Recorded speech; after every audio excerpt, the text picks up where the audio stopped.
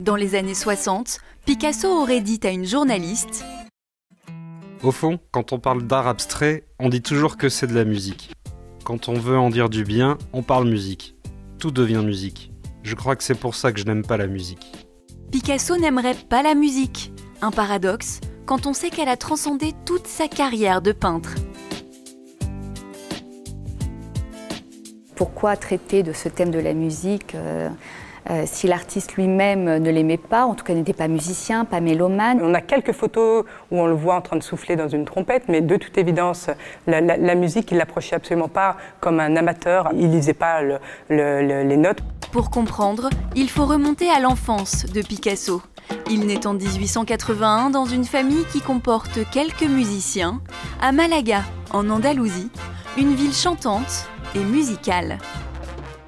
Les musiques sont en effet principalement des musiques de rue, des musiques populaires, des musiques festives, joyeuses, assez bruyantes.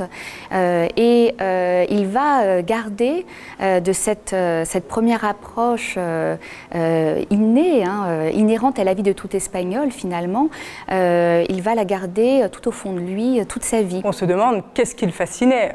A priori, c'est peut-être moins le répertoire, la connaissance, l'approche fine d'un répertoire, d'une partition musicale, que je dirais la troupe. Ce qui fascine aussi, je pense, Picasso dans la musique, c'est cette espèce de troupe, le troubadour, le musicien errant, mais aussi l'énergie collective qu'elle fédère dans l'opéra, dans le ballet, dans l'orchestre, et aussi dans les corridas, les chœurs, etc. Une musique, un vacarme, une énergie qui traverse les frontières espagnoles et l'accompagne jusqu'à Montmartre, dans les cafés-concerts et les music-halls.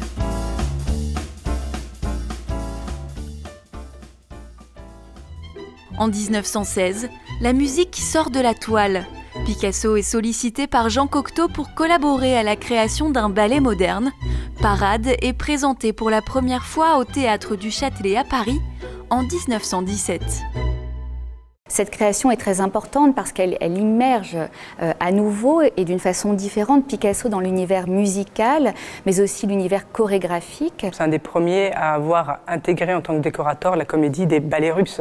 Donc il a fait en tant que décorateur rideau de scène, mais aussi costumes ou décors de scène. Il a collaboré avec un très grand nombre de mises en scène mythiques. Ces collaborations vont avoir une grande influence sur son travail car elles vont lui permettre de croiser en quelque sorte le temps, l'espace de la peinture avec le temps chorégraphique et musical.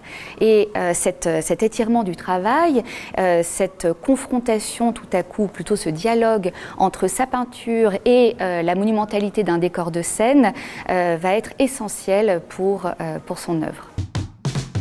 Et la musique dans l'œuvre de Picasso, ce sont bien évidemment les instruments, omniprésents dans son travail comme dans son atelier. Ils sont collectés, observés pour mieux être déconstruits, notamment pendant sa période cubiste.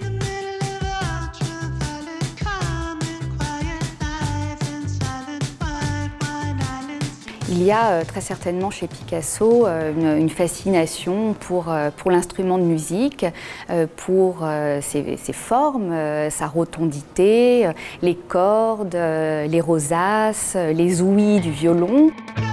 La musique, elle, en revanche, reste aux portes de son atelier. Contrairement à Chagall, Matisse ou Braque, Picasso n'en a pas besoin pour travailler. Elle continue malgré tout à l'inspirer jusqu'à la fin de sa vie, où il prend un malin plaisir à se représenter en musicien.